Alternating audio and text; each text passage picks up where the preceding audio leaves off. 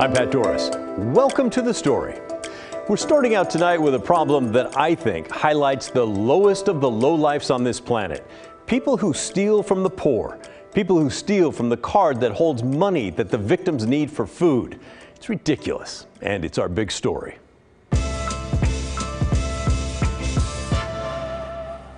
Investigative reporter Kyle Iboshi's first story on EBT fraud a few weeks ago had many of you frustrated. By the way, EBT is a fancy term for food stamps. Low-income families are getting ripped off, and nobody seemed to be protecting them, even though a fix for the problem seems fairly simple. The state just needs to make those EBT cards with chips and instead of just the magnetic stripes. Well, loyal story viewer Veronica wrote into us at the time. She said, "I'm shocked that someone would have the audacity to steal SNAP benefits from the ones who need it the most, especially those with children. I think that since EBT benefits being stolen is on the rise, the state of Oregon needs to wake the hell up and get the chip cards to protect people's money and benefits." Well, since that first story, thank you, by the way, Veronica. Since that first story, Kyle has stayed on top of this issue, and he's learned the problem might even be bigger than imagined, and it still requires an urgent response. Life is a juggling act for Lisa Jones. She's a single mother with 3 young kids who works 2 part-time jobs and takes classes at PCC. Yeah, I work my butt off every day. There's never a dull moment. Well, a few weeks ago, Lisa's world got even more complicated when the Portland woman tried to buy some groceries and her Oregon Trail card was rejected. When she logged into her account, Lisa found the bulk of her monthly food stamps or SNAP benefits was gone. It was just nauseous, just really sick to my stomach. A closer look revealed someone had used Lisa's account at a Walmart store in Wiggins, Mississippi. At 7:08 a.m. on January 19th, someone made a $498 purchase using her stolen SNAP benefits. When she reported the theft to Oregon DHS, a worker told her there was nothing they could do. Right now, the state doesn't refund stolen SNAP benefits. We rely on those food benefits to eat. That's a huge impact on our family. My money was gone, and I didn't understand what was going on. Since our initial report on EBT fraud, I'm like, this can't be. I know there is money in there. We've heard from numerous people in Oregon who've had their SNAP benefits wiped out. Oregon DHS estimates last year there were at least 55 complaints about EBT card skimming, but suspects the actual number of occurrences of this type of fraud is likely higher. And a security expert warns it's going to get a lot worse. It is about to take off like a rocket ship. Haywood Talcove of LexisNexis Risk Solutions Government Group figures food stamp fraud in Oregon could result in huge losses. He warns nationally reports of scammers ripping off SNAP benefits is through the roof. And the security expert points to recent chatter on the dark web, like this clip, which purportedly shows criminals bragging in a how-to video. Crooks often skim EBT cards and PIN numbers by secretly installing a device on ATM readers, then create fake cards and drain accounts. What the fraudsters have figured out, what the criminals have figured out, is that they don't get caught, and government never runs out of money. They just print more. The security expert warns EBT fraud has many of the same characteristics as unemployment fraud, which cost the government billions of dollars in losses during the pandemic. Criminals took advantage of old, outdated systems. The same players, same organized criminal groups are now attacking the food stamp program. Congress is reacting to the problem. In December, lawmakers approved a spending bill that allows SNAP recipients to be reimbursed for stolen benefits. Problem is, Oregon, like most states, hasn't implemented the changes yet. And frankly, it doesn't fix the problem. That's great after the fact. That's a great afterthought. You're going to now put all this money back on my card. But in the moment, where am I going to get that $500 from? I guess it's going to, I don't know, is it going to come out of my PG&E bill for the month? Is it going to come out of gas for my car? Medications for my children or myself? Congress also told the USDA to provide guidance to states on adding fraud protection.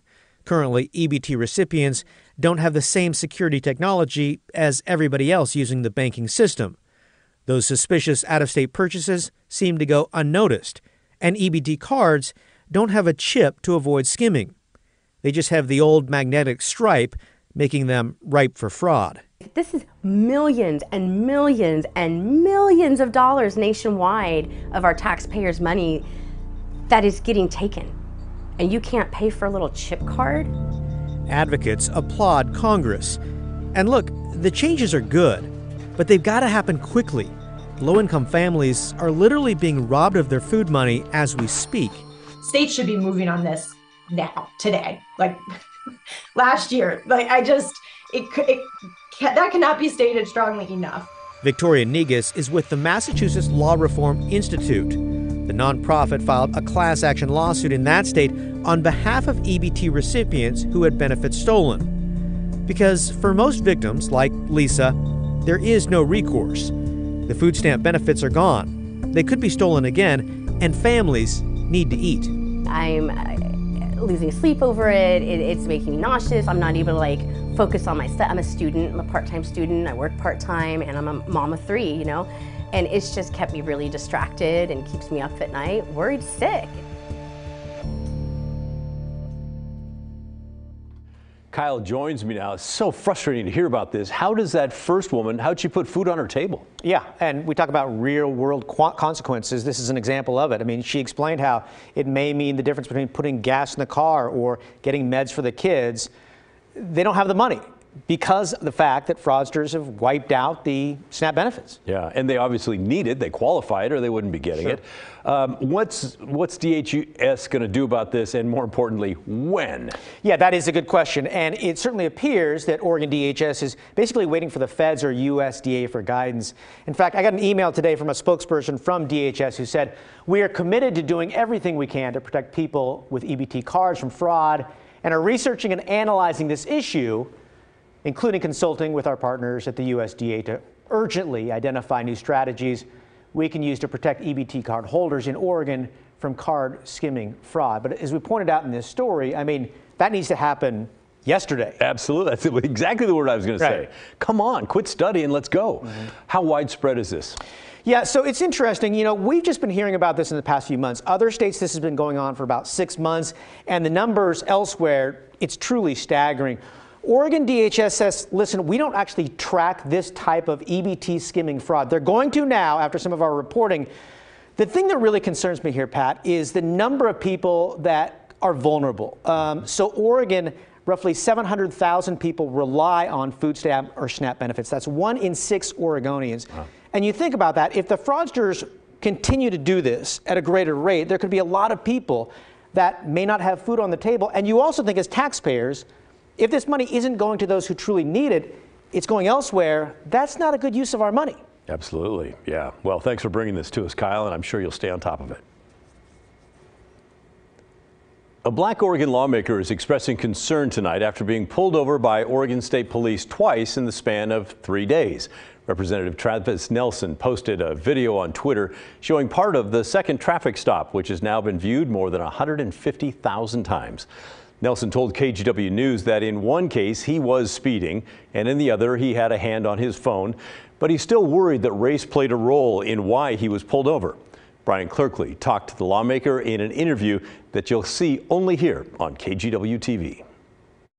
Representative Travis Nelson says he's speaking up because he's been pulled over so many times in his life, maybe 50 times in his entire lifetime, including twice this week on I-5, once near Woodburn and once near Kaiser.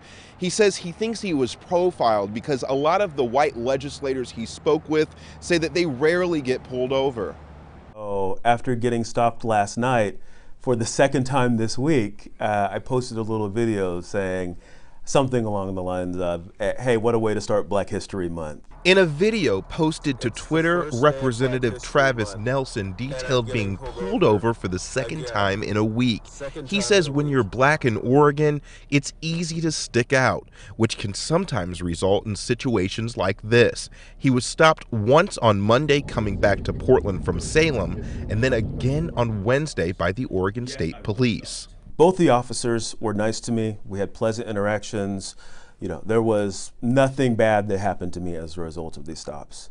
Yet I was stopped, and I've been stopped 40 plus times, probably 50 plus times at this point.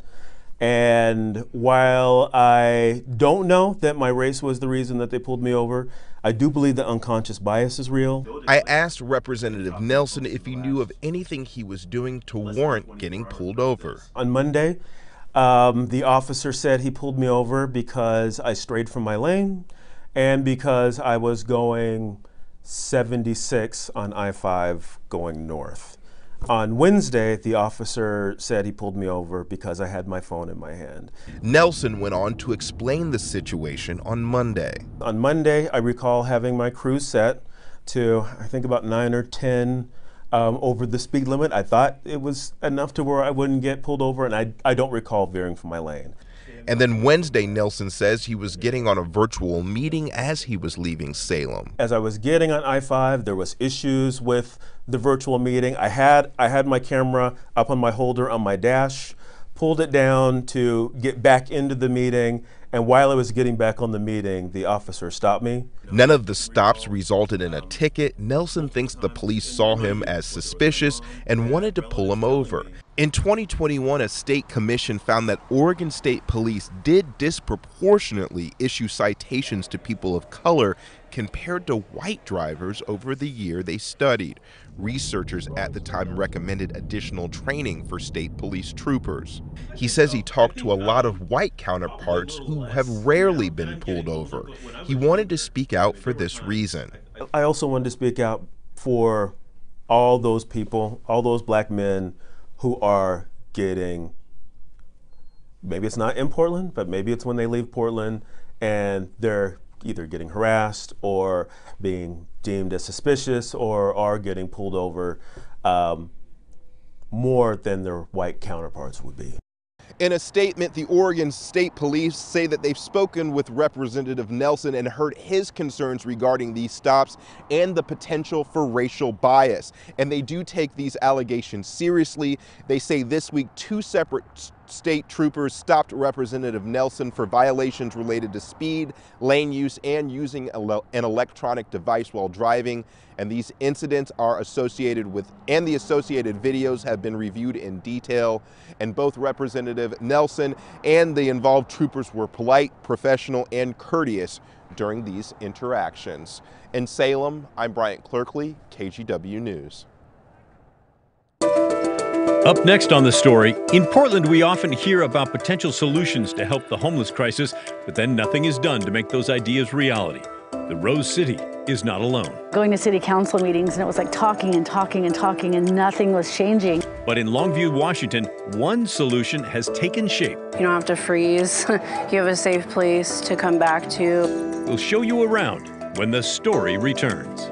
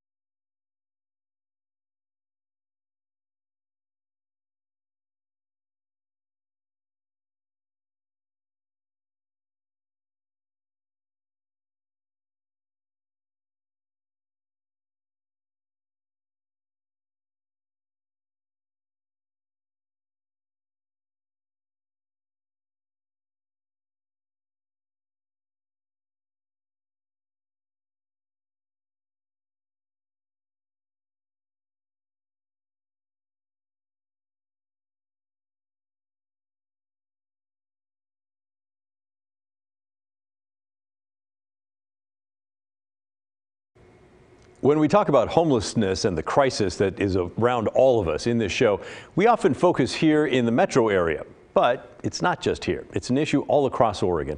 And the same goes for our friends to the north of the Columbia River. For years, a large homeless camp caused this might be one of those. It's not luxurious, but it does appear to be working. Blair returned to the Longview area for the story. What was once this large, problematic homeless camp? I mean, I don't want to be here, like I said before, but, you know, things are the way they are. Is now Hope Village, a tiny home community for the homeless. I was staying in the camp, the tent city, for 8 months. Now Natasha Krakenberg calls this pod. It's kind of a small area, just laundry basket, like little makeup area. Her home. You don't have to freeze. You have a safe place to come back to. You don't have to worry about your belongings being stolen. She now has a case manager and is working toward finding permanent housing and a job. There's a degree of them that are only a step away from housing. You know, they have more resources than you think sometimes. Major Philip Smith is with the Salvation Army, which runs the village. There are 50 units complete with hot meals, heat, showers, and a laundry room. Nearly all of them are filled.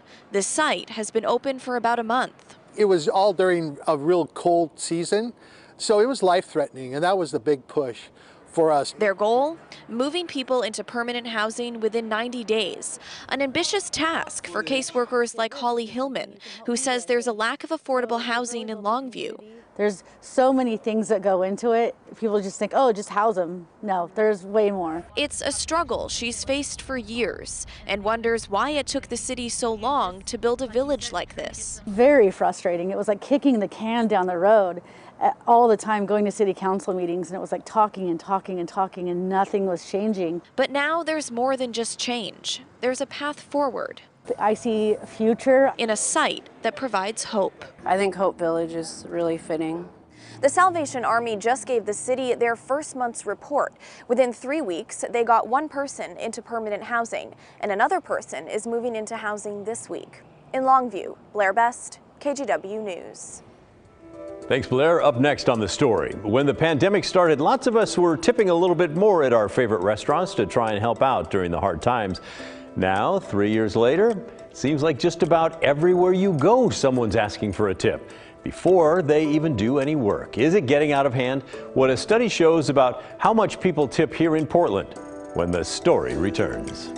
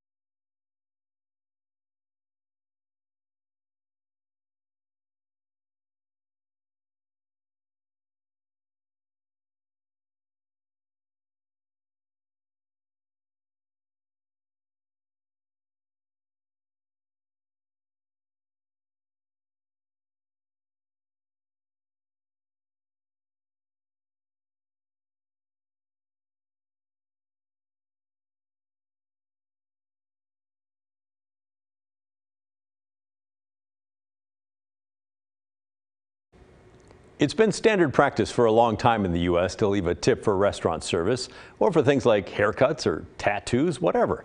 But the number of businesses asking for a tip for any kind of service has kind of started to creep up, it seems like. And many people are starting to wonder what we need to tip for and how much. And some people are fed up with it altogether. If you're going out for coffee, for example, and you've already spent $5 or more for a single cup and now you're being served at the counter, are you really supposed to tip on top of that? I mean, you just poured me some coffee. Or if you're getting takeout, you're asked to tip on the online order before you even submit your order?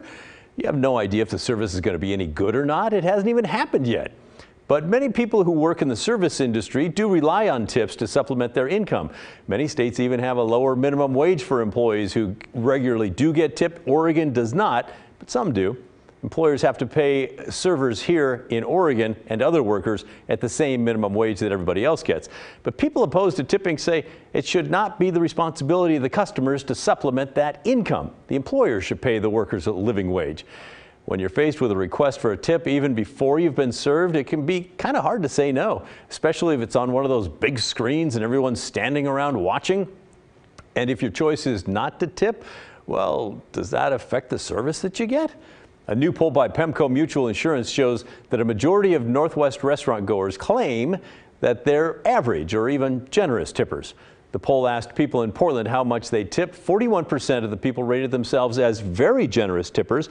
Another 46% said they tip average in accordance with general standards. But keep in mind, this is a self-reported survey. People can say whatever they want. More than half agree that you should at least tip 15% at a sit-down restaurant, but people are less sure about the percentage to tip when they're picking up their own food or using a delivery service. 21% say you should not tip anything in that case, and most people said you should tip less than 15%. Well, we went out and asked a few people today how much they tip under different scenarios. It's usually just a caring, like 20%. Either way, when it's DoorDash, I give 20% to the tipper or to the driver and the restaurant, and same with dining in, 20%. Recently, with things being a little tougher, like if nothing absolutely happens, I'll go down to like 10 or 15 depending, but normally start at 20 and then go from there. Most people who eat can spare another extra $1 or $2 or whatever. I love to tip 20 or more. If the service is really good, I tip a lot because I was a waiter one time. Me too, and a busboy. Several restaurants have tried abolishing tipping in recent years. The restaurant Kachka in Portland got rid of tipping last year. Instead, customers pay a 22% service charge. Kachka says they pay employees a starting wage of $25 an hour with free health care coverage and profit sharing. Other restaurants tried doing away with tipping for a while and then backtracked. Portland restaurant Le Pigeon raised prices and got rid of tipping in 2016, but just about a year later, they decided, it's not really working out. Let's go back to the traditional model. They said the perception among customers was that the prices were too high, even though altogether they were still paying about the same they'd been paying with the tip. So, time for you to weigh in here. What do you think? Has tipping got out of hand? Do you think it's important in some instances but not others? Let us know which and why.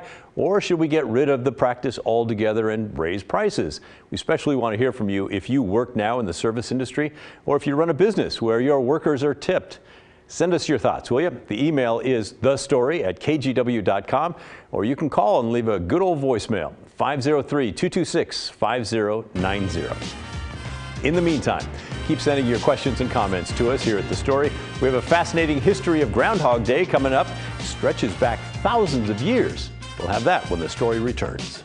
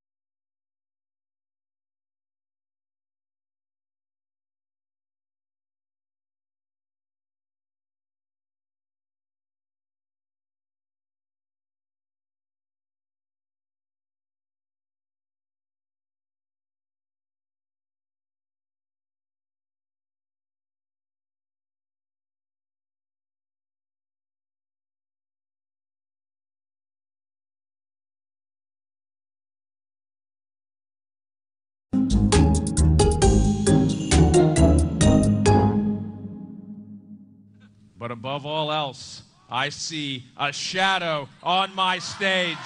And so, no matter how you measure, it's 6 more weeks of winter weather. Oh my. Hey, who needs a degree in meteorology when you have a rodent who can predict the weather? Yeah, it's Groundhog Day, and what a wacky observed holiday it is. And by the way, our meteorologists are much more accurate. Here's a quick history lesson, though, for you. The Library of Congress traces the origins of Groundhog Day to Ireland and Scotland 6,000 years ago, to a pre-Christian Celtic celebration where people would actually wait for a mythological figure who they associated with the weather. If the days now known as February 1st and 2nd were bright and sunny, well, that meant winter would last longer so that the mythological figure could gather more firewood. But if the weather was dreary, well, that meant winter was almost over. That celebration turned into a holiday called Candlemas. Think of Christmas, but instead of Christ, it's candles. That holiday held a similar belief that a sunshine-filled Candlemas meant a longer winter. The Germans had their Candlemas and thought, you know what, let's add some kind of a creature to this weather prediction thing. How about a badger? And in one European encyclopedia, the German badger is referred to as the Candlemas weather prophet. Amaze your friends with that one. Some reports say they also used hedgehogs, but when many Germans immigrated to western Pennsylvania, their creature then of choice became the plentiful groundhog.